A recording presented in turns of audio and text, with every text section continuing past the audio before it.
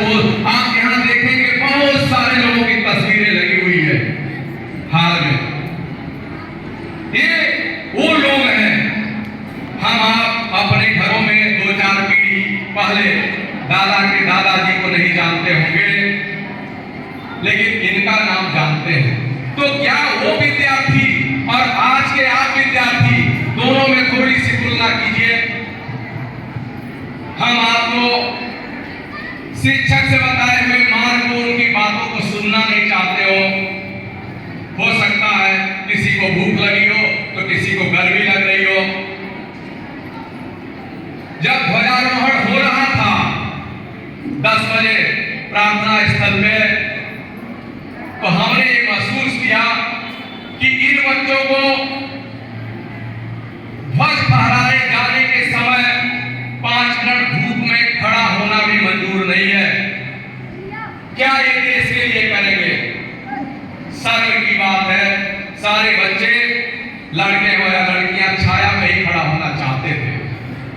अरे शर्म करो, याद करो, तुम 5 मिनट मिठाई खाना है, कार्यक्रम होना है, 5 मिनट ध्वज फहराया जाने के समय भी तुम धूप को बर्दाश्त नहीं कर पा रहे हो, तुम क्या देश के काम आओगे? अगर ऐसी शिक्षा ले रहे हो तो निश्चित रूप से तुम किसी काम की शिक्षा नहीं ले रहे हो।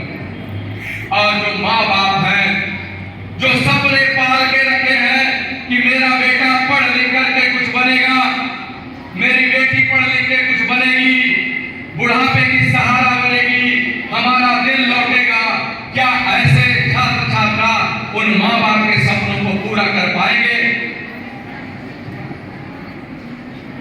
आप लोग धूप में खड़े थे, धूप कितनी तेज लगती थी, इसको महसूस करने के लिए मैं स्वतः धूप में ही जाकर के खड़ा रहा, सिर्फ इसलिए कि हमारे बच्चों को अब तो हौसला होना ही चाहिए कि जब हमारे सर 55 साल की उम्र में इस धूप में खड़े हो सकते हैं तो आप क्यों नहीं हो सकते हो? हमारे साथ पूर्व अध्यक्ष पीटीए भी खड़े थे, हमारे साथ संचालक महोदय भी आकर के खड़े हुए धूप में। बच्चों, एक बार ये लोग अगर छाया की मांग करें, आपके दादा आपके पिता की उम्र के हैं, बात समझ में आती है, लेकिन आप इतने कोमल बन जाओ, आपके लिए आजादी का जश्न नहीं है, आपके लिए आजादी का लड्डू नहीं है। हम जो लड्डू खाते हैं ये बड़े शहादत के बाद मिली हुई लड्डू है। उस शहादत को याद करते हैं, उनके कुर्बानियों को याद करते हैं। ये कोई साधारण बात नहीं है।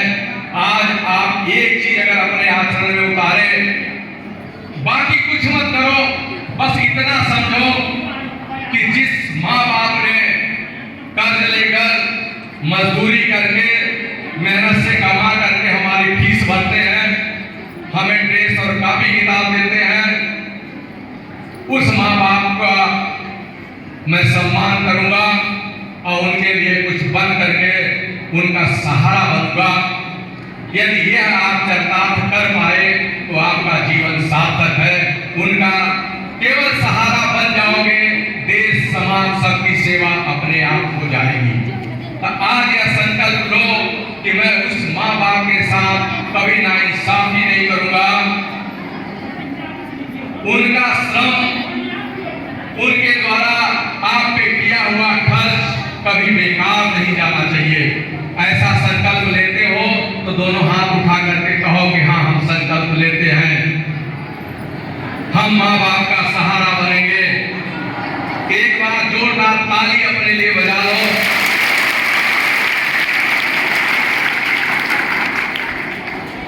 आज इस आजादी के जश्न पर, हमारे निवेदन पर, विद्यालय परिवार के निवेदन पर, विद्यालय का मान बढ़ाने के लिए, हमारे बच्चों को आशीर्वाद देने के लिए इस सुसज्जित मंच पे जो लोग विराजमान हैं, मैं पूरे विद्यालय परिवार की तरफ से आप सबका बहुत बहुत स्वागत करता हूं, आभार प्रकट करता हूं। आप लोगों ने स्वीकार किया और साथ आए हुए सारे बच्चे आज से संकल्प ले लेना, हमेशा उसे याद करना, दोहराते रहना कि माँ बाप का सपना मैं एक दिन पूरा करके रहूंगा, चाहे परिस्थितियां जो हो।